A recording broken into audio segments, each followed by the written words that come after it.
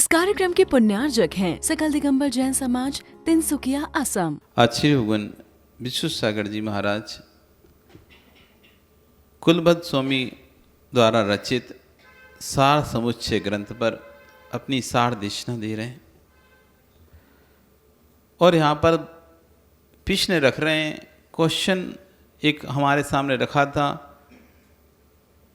आप निर्णय करो अगली पर्याय कौन सी होगी। हमने देखा व्यवहारम परिकृतम नारकश्यस, बहुत आराम बहुत परिग्रह संचय या नरक गति की ओर लेके जाता है। माया तिरग्युनस्य, मायाचारी तिरंज पर्याय की ओर लेके जाती है। अब तीसरा आता है मनुष्य गति। तो आचार्य भी कह रहे हैं अल्पारम परिग्रतम मानुषस्य, जो व्यक्ति थोड़ा आराम थोड़ा परिग्रह करता है, जो प्राप्त है उसमें पर्याप्त जीवन जीता है। चार प्रकार के जगत में लोग पाए जाते हैं। चार प्रकार के जगत में लोग पाए जाते हैं। एक वो लोग हैं जो कहते हैं जो तेरा सो तेरा, मेरा सो मेरा। एक कहते हैं जो तेरा सो तेरा, मेरा भी तेरा। एक कहते हैं मेरा सो मेरा, तेरा भी मेरा। मेरा सो मेरा, तेरा भी मेरा। और एक जी वो होते हैं जो कहते हैं ना तेरा ना मेरा, ये दुनिया रैन बसेरा। ना तेरा ना मेरा, तुम लड़ लो तेरे मेरे के लिए, ये तेरा है मेरा है, ना कोई चीज़ तेरी है, आंख बंद हुई ना कुछ तुम्हारा है, आंख बंद हुई ना कुछ हमारा है।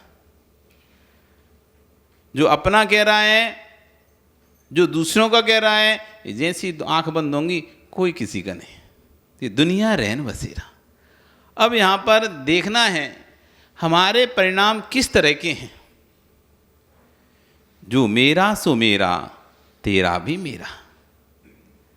हमको जो प्राप्त है वो तो हमको प्राप्त है ही, लेकिन जो दूसरे को मिल रहा है उसे देखकर हमारी इच्छा होती है ये भी हमको भी ये भी मिल जाता। अरे तुम्हें मिला हुआ है उसका तो उपयोग कर नहीं पा रहा है, फिर भी चाहते कि इतनी संपत्ति, इसकी जैसी संपत्ति मेरे पास आ जाए। अपने पास जो प्राप्त है उसे वो हमको पर्याप्त नहीं लगता और हम चाहते हैं कि दूसरी वस्तु हमको मिल जाए। तो ये वो जीव हैं मेरा सो मेरा और तेरा भी मेरा। ये कौरव प्रकृति के जीव हैं। जैसे कौरवों को अपना हिस्सा तो मिला ही था, तो अपने हिस्से का तो राज्य कर ही रहे थे, लेकिन उनकी हिस्से की निगाह थी पांडवों पर कि पांडवों का हिस्सा भी हमको मिल जाना चाहिए। इसलिए उन्होंने षड्यंत्र रचा और जुए में उन पांडव का हिस्सा भी जीत लिया। जब देने की बारी आई तो मना कर दिया, युद्ध प्रारंभ कर दिया। ते मेरा सो मेरा, तेरा भी मेरा। ऐसे परिणाम तो अपने नहीं चलते। मेरा सो मेरा, तेरा सो तेरा। पांडवों का कहना था भैया तुम अपना राज्य करो, हम अपना राज्य करते हैं। तेरा सो तेरा, मेरा सो मेरा। जो मुझे मिला है मैं उसमें सुखी हूं। ये अल्पारम परिकृतम। क्या हम अपने को जो प्राप्त है उसमें सुखी हैं क्या? अपने से प्रश्न करो, अपना प्रश्न अपने से करो। जो मुझे प्राप्त है क्या मैं उसमें सुखी हूं क्या? अथवा सदैव घर में ही सुनाते रहे उसके यहाँ तो इतना है, अपने यहाँ पे है ही क्या है, वो तो इतना खर्च करते हैं, अपन तो खर्च भी नहीं करते, कुछ भी नहीं, अपन पास कुछ भी नहीं, हमको तो कितना संभल संभल के चलना पड़ता है, एक एक पैसे पैसे के लिए रोना पड़ता है। वो देखो कितना खुल के खर्चा करता है सामने वाला। हमें जो मिला है कभी भी हम उसमें खुश रहते ही नहीं हैं। हमें साइकिल मिली है, हमें हमेशा मोटरसाइकिल वाला ही दिखता है, इसके पास अच्छी मोटरसाइकिल है। जिसको मोटरसाइकिल मिली है वो सोचता है अरे वो अच्छा है, इसके पास तो गाड़ी है, कम से कम हमारे पास तो गाड़ी नहीं है। जिसको गाड़ी मिली है वो कहता है ये क्या है कि गाड़ी, लग्जरी गाड़ी, इसके पास ऐसी गाड़ी होना चाहिए थी। और जिस पास लग्जरी गाड़ी है, क्या ये हमारे पास ही पर्सनल हेलीकॉप्टर होना चाहिए था, हेलीपैड। जिसको जो मिला है वो हमेशा ऊपर वाले को देखकर दुखी होता है। पैदल चलने वाला यही सोचता है कम से कम साइकिल हो, उसके पास तो साइकिल, मेरे पास तो वो भी नहीं है, ये साइकिल मेरे पास होती। जैसे जैसे वस्तु प्राप्त होती है, लाभ से लालच बढ़ता है, लाभ से लालच बढ़ता है। एक बार एक व्यक्ति महात्मा जी के पास गया और उनके पास जाकर उनके चरणों में निवेदन करता है कि स्वामी बहुत दुखी हूँ, बहुत परेशान हूँ, कष्ट हूँ, कोई ऐसा उपाय करो भले 1 रुपए की आय होने लगे, पर आय होने लगे, कुछ तो घर में आए, कुछ भी नहीं आता। तो महाराज ने कहा ठीक है, एक कागज लाओ। वो कागज लेके आए, उन्होंने उस पर 1 अंक लिख दिया, 1 रुपये लिख दिया और कहा ये लो। और उसको काकड़ा पकड़ाया, वो घर में पहुंचा, अब उसकी 1 रुपये की आमदनी प्रारंभ हो गई। हर दिन उसे 1 रुपये आता था। कुछ दिन तक तो ठीक रहा, 1 रुपये से क्या होता है आजकल। फिर से महात्मा जी के पास पहुंचा, महात्मा जी कुछ तो इसमें और बढ़ाओ, 1 रुपये से आजकल होता क्या है। तो महात्मा जी ने 1 जीरो और आगे कर दी। अब कितने हो गए? 10 हो गए। अब उसकी आमदनी 10 रुपये होने लगी। पर अब हुआ क्या कि जब आमदनी 10 रुपये हुई, जो 24 घंटे महात्मा के चरणों में बैठा रहता था, अब उसका 1 घंटा कम हो गया। अब 10 रुपये की आमदनी, तो उस समय उसका 1 घंटा अब धर्म के प्रति कम हो गया। कुछ दिनों बाद अब 10 रुपये भी उसको कम पड़ने लगे, क्योंकि आवश्यकताएं बढ़ती हैं, इच्छाएं, धन आता है तो लालच होता है, और लालच होता है तो आवश्यकताएं बढ़ने लगती हैं। जैसे पैसा नहीं था तो आप वो चीज़ खरीदने की सोच ही नहीं रहते, और थोड़ा बहुत पैसा आया, आप सोचते थोड़ा और आ जाता तो ये जरूर खरीद लूँगा मैं। अब आए 10 रुपये आई तो फिर वो महात्मा जी पास पहुँचा। कुछ महात्मा जी करें 10 रुपये से क्या होता है आज के जीवन में, तो महात्मा जी 1 शून्य और बढ़ा दी। अब कितने रुपये की आय हो गई? 100 रुपये की आय होना प्रारंभ हो गई। अब उसका 1 घंटा और कम हो गया आना। अब व्यापार थोड़ा चलने लगा, आय होने लगी, तो स्वतः ही है कि कम हो गया समय। कुछ दिनों बाद वो 100 रुपये भी उसे कम पड़ने लगे, क्योंकि दुकान अब बढ़ाने की सोचने लगा कि थोड़ा दुकान में माल भरूं, कुछ तो करूं। वो फिर से पहुंचा महात्मा जी, 100 से क्या होता है? तो महात्मा जी 1 शून्य और बढ़ा दी। अब कितना इनकम हो गई? 1000 रुपये। अब 1 घंटा और कम हो गया। जैसे जैसे शून्य बढ़ रही थी, वैसे वैसे उसका धर्म घटता जा रहा था। कुछ दिनों बाद 1000 रुपये भी उसे कम लगने लगे। फिर से महात्मा जी पहुंचा, इस बार महात्मा जी 1 शून्य नहीं बढ़ाना, आप 2 बढ़ाना। इस बार महात्मा जी 2 शून्य बढ़ा दी। लाख रुपए की इनकम प्रारंभ हो गई। अब जो उसका समय निकलता था, अब उसमें से मात्र 1 घंटे का समय वो निकालता था। कुछ समय बाद उसे लाख रुपए भी कम दिखने लगे, क्योंकि काम बढ़ता है तो व्यक्ति की इच्छाएं बढ़ने लगती हैं। आप देखो, आपका जीवन भी चल रहा है, आपका जीवन भी चल रहा है, गरीब व्यक्ति का जीवन चल रहा है, सामान्य व्यक्ति का जीवन, अमीर व्यक्ति का भी जीवन चल रहा है। आप सोचते हो विदेशों में इनकम ज़्यादा है, आय ज़्यादा है, तो विदेशों में खर्चे भी तो ज़्यादा हैं। शहर में आय ज़्यादा है तो शहर में खर्चे भी तो ज़्यादा हैं। गांव में आय कम है तो गांव में खर्चे भी तो कम है। जब आप गांव में रहते थे तो आपके खर्चे कम थे, और जैसे ही आप शहर में आए, आपकी आय बढ़ी तो आपका खर्चा भी बढ़ा कि नहीं बढ़ा आय के अनुसार। जैसी जैसी आपकी आय बढ़ रही है तो वैसा वैसा आपका व्यय भी तो तेजी को प्राप्त हो जा रहा है। जो आप सामान्य से चीज का उपयोग कर लेते, अब आपको विशेष चाहिए। पहले आप 1 जोड़ी कपड़े में काम चला लेते, अब आपको 10 जोड़ी चाहिए। पहले आप पैदल ही चले जाते थे, अब आप बिना मोटरसाइकिल के नहीं जाते। पहले आप मोटरसाइकिल चले जाते, अब बिना कार के नहीं जाते।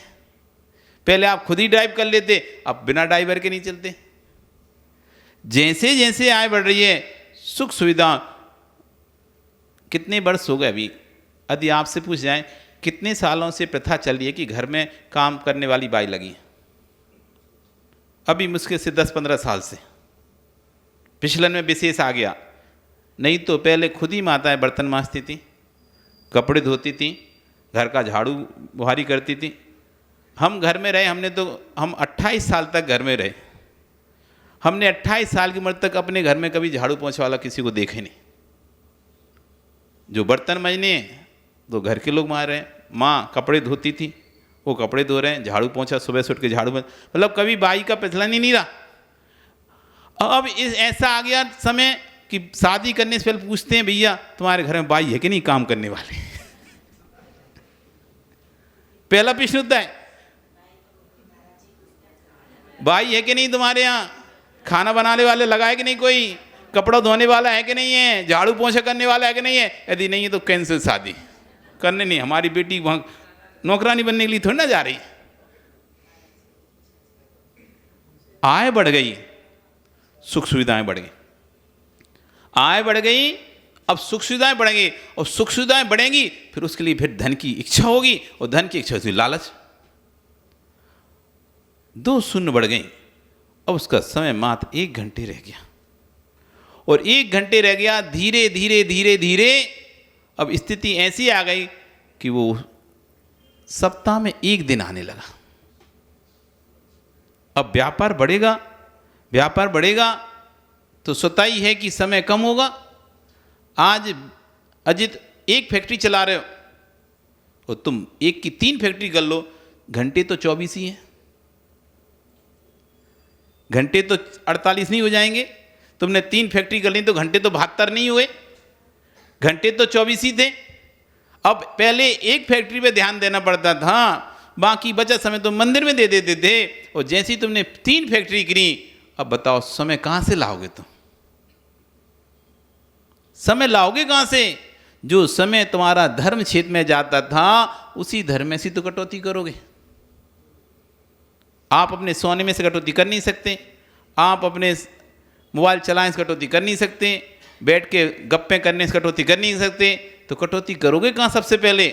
जब यहाँ से पूरी कटौती कर लोगे फिर कहीं और से करोगे। पहले तो धर्म क्षेत्र से ही जितनी कटौती हो सकती है।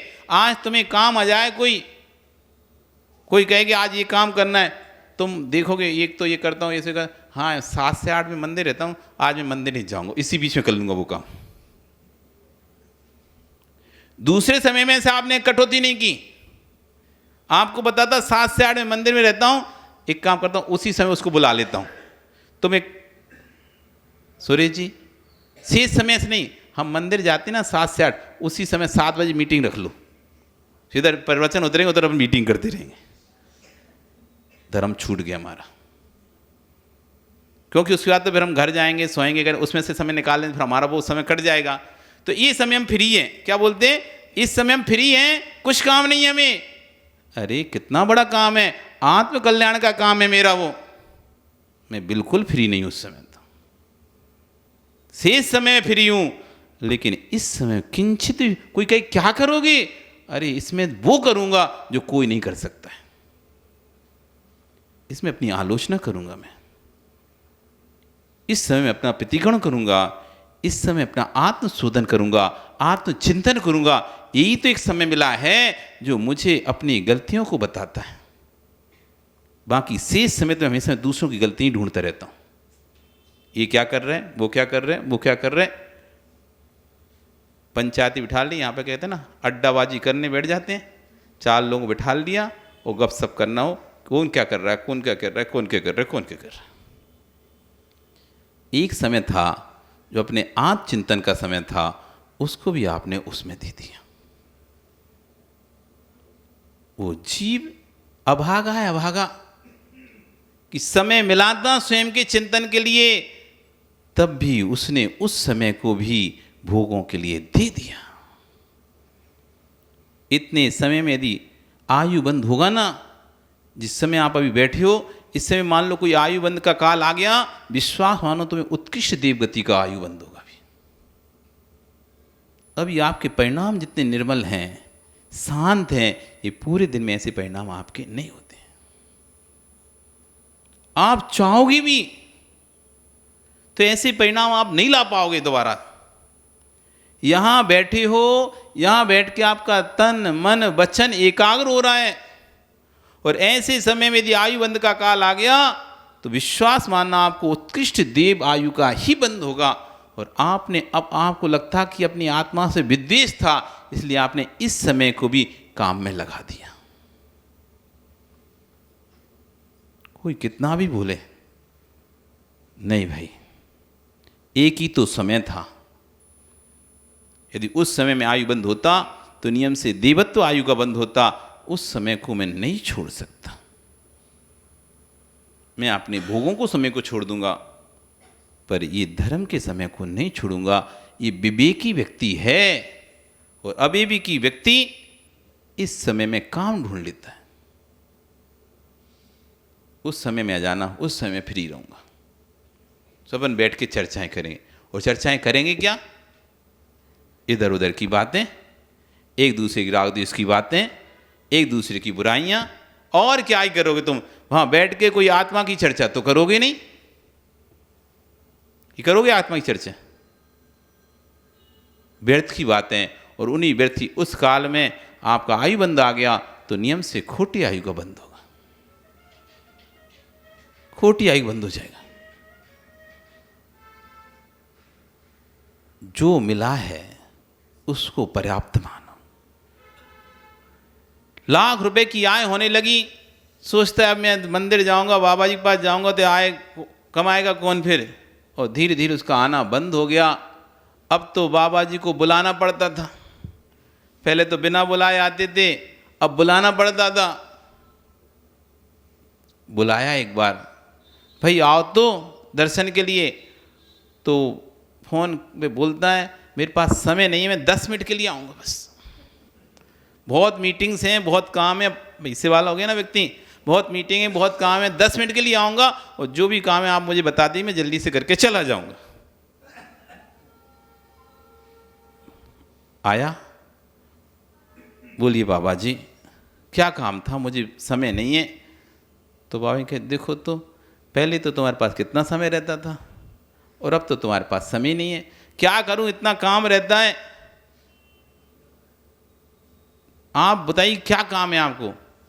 मुझे कुछ काम नहीं है, मैंने तुम्हें 1 रुपया दिया था। हाँ याद है मुझे, आपने सबसे पहले मुझे 1 रुपया दिया था, वो 1 रुपये मुझे वापस चाहिए। ले लो आपने 1 रुपये, क्या ही है, 1 का 10 ले लो। नहीं, 1 ही चाहिए वापस। ठीक है, आप अपना 1 रुपये ले लो, उनकी तुम अपना कागज दो।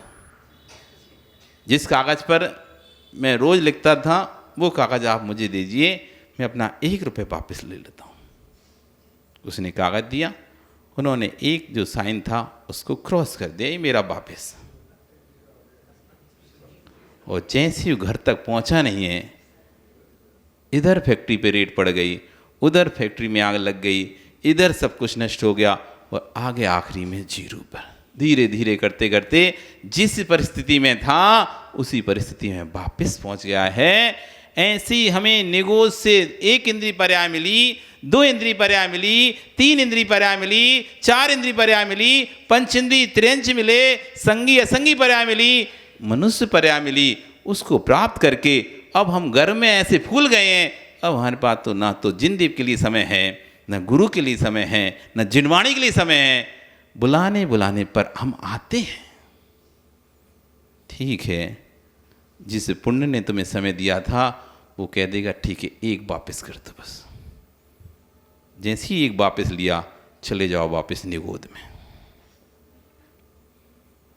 अब मरो 1 श्वास में 8-10 बार, जन्म्यो मर्यो भर्यो दुख भार। अब जन्म मरण करो, अब अनंत काल तक पड़े रहो उसमें। इस कार्यक्रम की पुण्यार्जक थी सकल दिगंबर जैन समाज, तिनसुकिया, असम।